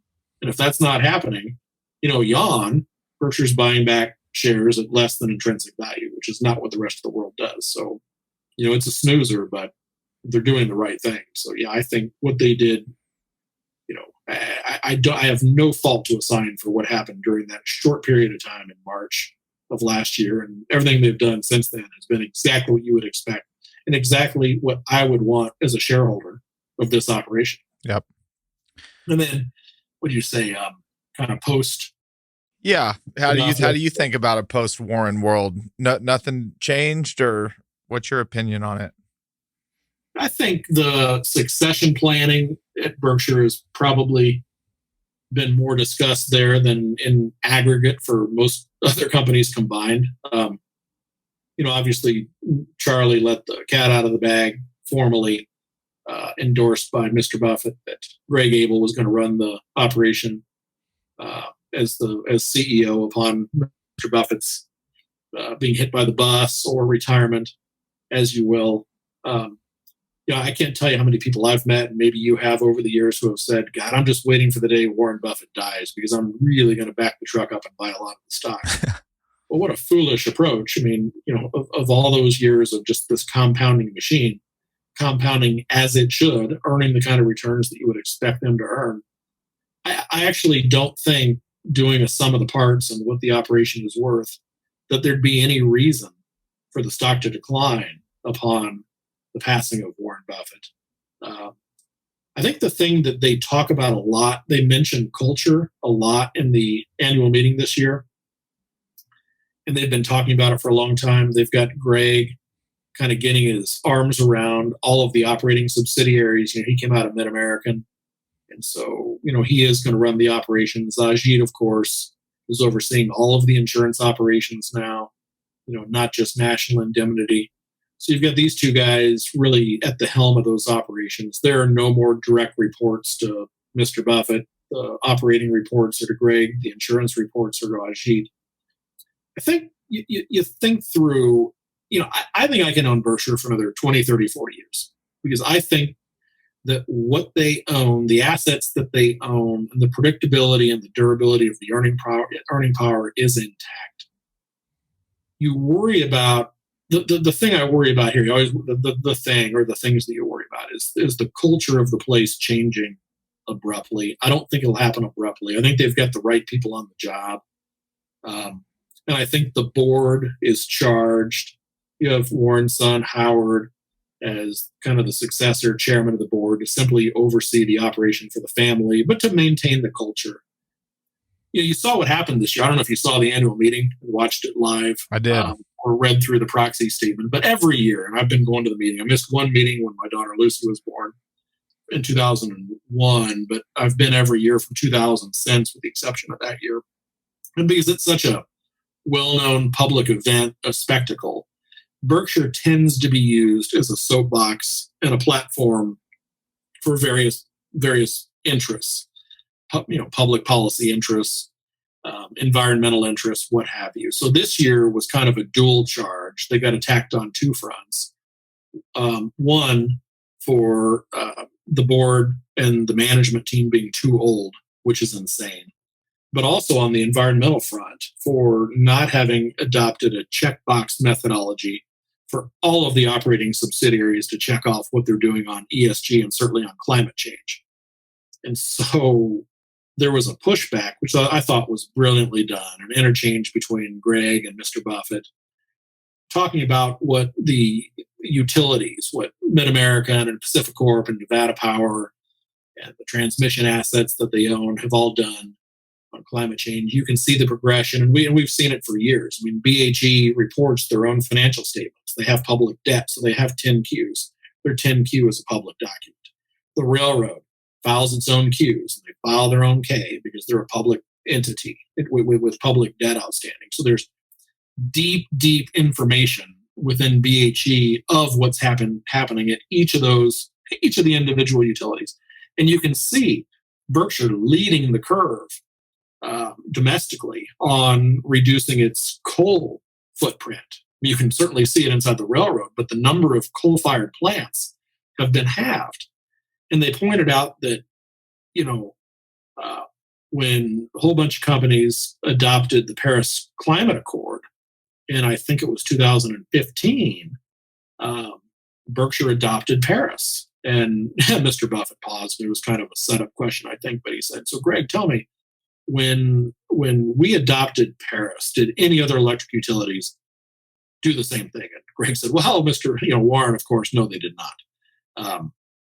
But you've got Larry Fink and you've got CalPERS and you've got the two proxy advisors voting against. And kind of the point was, we're way ahead. I mean, not only have we adopted Paris, but we've adopted the next iteration, and we've committed to being out of coal before any of our competitors.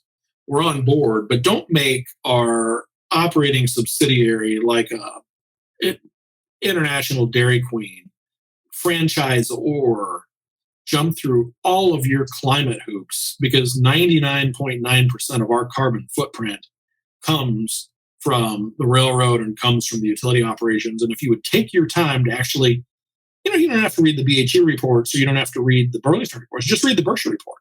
And his point is, these people that come at us with an agenda are not coming at us because they're shareholders. They've never reached into their pocket to buy a share of stock. Well, if they're coming at them with Warren Buffett at the helm of the company, imagine how much they're going to come at them when he's no longer there. And so for that, culture is a really important thing. And for that, the board becomes very, very important.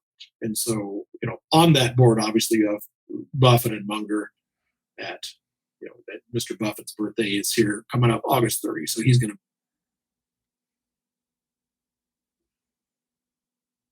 He went offline. But you've got three other board members, I think it is, maybe it's three that are in their 90s. And, these guys have enormous experience in their respective fields. Sandy Gottesman, who's a major shareholder in the company, an old friend of Warren Buffett's, investment background and culture for a lifetime, runs one of the most highly regarded firms in the country. He's mid-90s. Tom Murphy, Cap Cities, ABC. Yeah, Walter Scott. I think he's 90. He may still be in his late 80s, but, Hewitt, Level 3. Ron Olson, who's still runs the name partner Munger, Tolles and Olson. Charlie's old law partner. He's in his 80s. It's an old board, and you better make sure that not Greg, but the guy that whomever, the guy or the lady who replaces Greg Abel and whoever replaces Ajit, and then the person that replaces them are on board with maintaining the culture of the place, because it's the culture of the place that works. It's the alignment with the shareholder that works. And so, when all those nonagenarians are no longer on the board, and it's a very old board. I mean, it's insane to say that you shouldn't have them because they're too old, that they should just be put out to pasture. Because, if you want a sounding board, you can pick up the phone and call Walter Scott. Who would you rather call when it comes to what's going on in engineering and construction, or what's going on in power? mean, the guy knows the business and the industries better than anybody.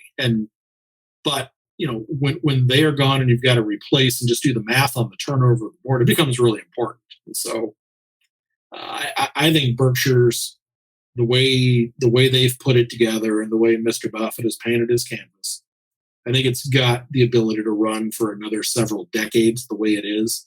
And that doesn't mean at some point they shouldn't maybe pay a special dividend if the stock price gets too high and there are no elephants. I don't think they ought to be introducing a regular dividend policy, but if you're building up cash, kind of the way Costco has done it for the last 15 years, you don't have any other use, you find the stock too expensive, you're not going to open stores any faster, pay a one-time dividend if the stock's not undervalued. But I think those are operational things that Greg would get. And so I don't know that there's much diminution. I think the ability to turn around and do deals really fast, like they did in the financial crisis, to make a decision over a weekend, you're going to have a lot more contemplation done by more of the operating team and by the board. If you're going to lay out $5 and $3 billion to Goldman and GE, it's not going to be a weekend decision made by Greg. I think there'll be a lot more involvement of some of the others that are there. But as long as those others are still driving the bus in the same direction and culture really becomes the most important aspect of their role, then there's durability to it. So I think I'm very comfortable with what Berkshire looks like post-war. We'd all be sad to see him go, but it's going to happen at some point.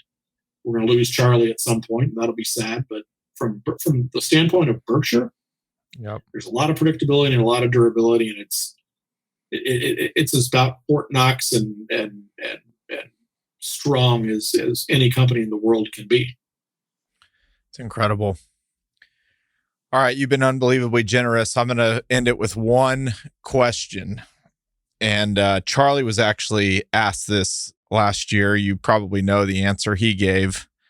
But what is one business that you wouldn't invest in, but you also wouldn't short? Well, I'm on Twitter because we see each other's stuff. I love your content. I love yours. I love yours probably a lot more than you love mine. I promise you that. Well, I don't know. I wouldn't touch either side of Robinhood today. I mean, there are so many that I wouldn't touch. I wouldn't go near many of these SPACs, and even the businesses that wind up getting bought, you wouldn't touch. But Robinhood, it really is a casino. It's an abusive platform. You're taking advantage of very young, very inexperienced investors. So I spent some time, and I spent basically the Saturday before the IPO reading the entire S1, 400 and some pages of it. Just did what I did when I first looked at a bunch of SPACs years ago. I just created a ledger of all the places that the shareholder could win and all the places that the insiders could win. And I had nothing on the side of the ledger where the shareholders could win. Everything was wrong. The lockup periods on the shares, but the way the business is run and selling order flow, the percentage of the trading that's done in the options market and now in crypto. In crypto, you can't transfer assets in, but you can't transfer them out, so you're compelled to trade. The percentage of business that's done on the option trading book, 80% of the revenues that's done on selling order flow. You add it all up, and the revenues of the firm relative to their what they call assets under custody average about 3%. Well, you run that same number at a Charles Schwab, which is about as apple as you can get, and they're at about 25 basis points. So you are fleecing to the tune of 3% per year asset skim from your customers. And that does not include the cut that the market makers are retaining and not paying back to the broker dealer as payment for order flow. So the rest of that spread between the bid and the ask in the stock world and the option world and in the crypto world that the market makers keeping, that the Citadels are keeping and the Virtues are keeping, is another layer of cost. And if you're playing with $1,000 or $2,000 and you're maniacally trading, you don't realize it, but they are incentivized to encourage their customers to trade, which ought to be the biggest disincentive in the world. You want to compound capital? get enough money to buy a B share, put it in the top drawer and let it go, and find a bunch of other companies like that over the course of your investing horizon. Trading is hard. Trading is hard for professionals. Turnover is costly, even professional investors. It's just not, there's zero alignment there with the customer. But if you read through the lockup periods and you read through the vesting schedules for some of the RSUs and what have you, they have restructured those things after they almost went bankrupt last spring on some of the meme trading. And they got recapitalized with a bunch of converts. And in doing so, gave even more of the company away to the two founders. But there are performance shares that only vest at certain price points per share. And it's like $100, $125, $150, all the way up to $300. So these people are going to do what they can do to bull up the stock.